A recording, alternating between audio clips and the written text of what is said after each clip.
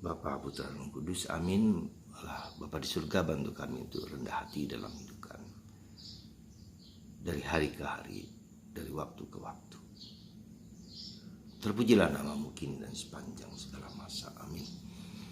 Para saudaraku terkasih dalam Kristus, hari ini kita diajak untuk melihat sikap yang layak dan pantas yang harus kita miliki, yaitu kerendahan hati. Kita belajar dari orang Farisi yang menganggap diri hebat, jagoan, tidak berdosa. Tetapi orang pemungut cukai menganggap diri sebagai orang berdosa, orang lemah. Kita tahu, saudara, kerendahan hati adalah syarat penting di dalam penghayatan hidup kita. Sangat penting. Dan bahkan mengatakan yang syarat yang paling penting dalam hidup kita, dalam relasi kita dengan Tuhan. Nah, tetapi bagaimana supaya syarat ini menjadi sesuatu yang fundamental, yang sesuatu yang harus kita sadari dengan sepenuh hati. Ada dua hal. Pertama adalah bahwa kita perlu mengalami, atau tanda petik lah, ketika kita mengalami suatu situasi, suatu keadaan di mana kita tidak mampu lagi untuk mengagungkan dan mengandalkan diri sendiri. Katakanlah kehilangan seseorang yang kita cintai, ya. Kehilangan orang yang berharga dalam hidup kita, ya.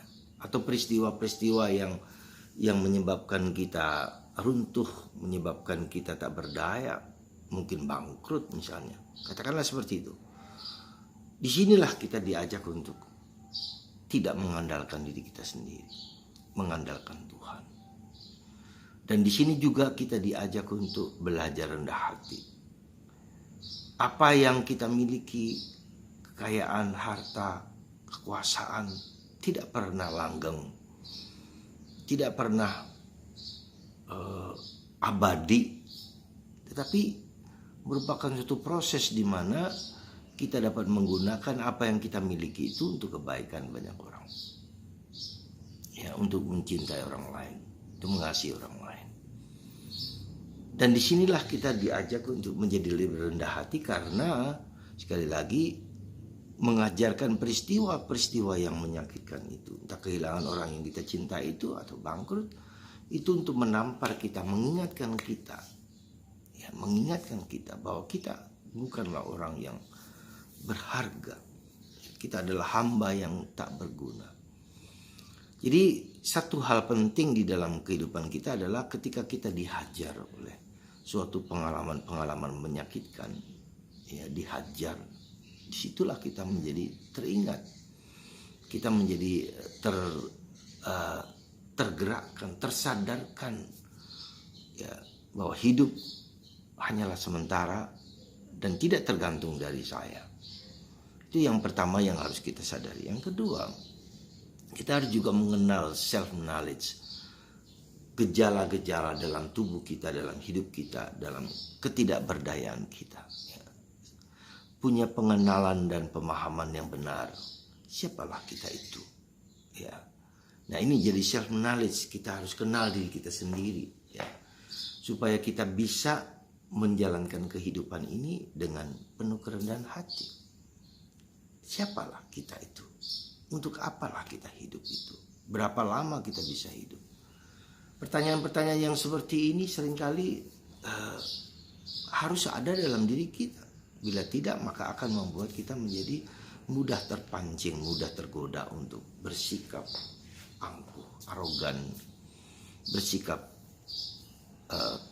mau menang sendiri, ya. Itulah saudaraku terkasih, semoga dua hal kecil dan sederhana ini membuat kita sadar bahwa hidup kita itu terbatas dan terbatas. Maka perilaku, sikapku haruslah sikap yang rendah hati, sikap yang lebih menghargai orang lain dan lebih menyerahkan, mengontrol, mempersembahkan hidup kita kepada Tuhan. Tuhanlah segala pemilik segala sesuatu.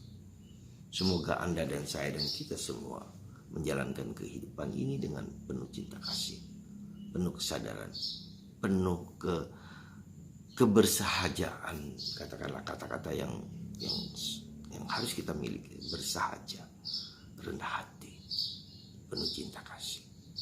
Tuhan memberkati Anda semua. Semoga kita semua semakin rendah hati dalam hidup ini. Dalam Bapa dan Putra dan Roh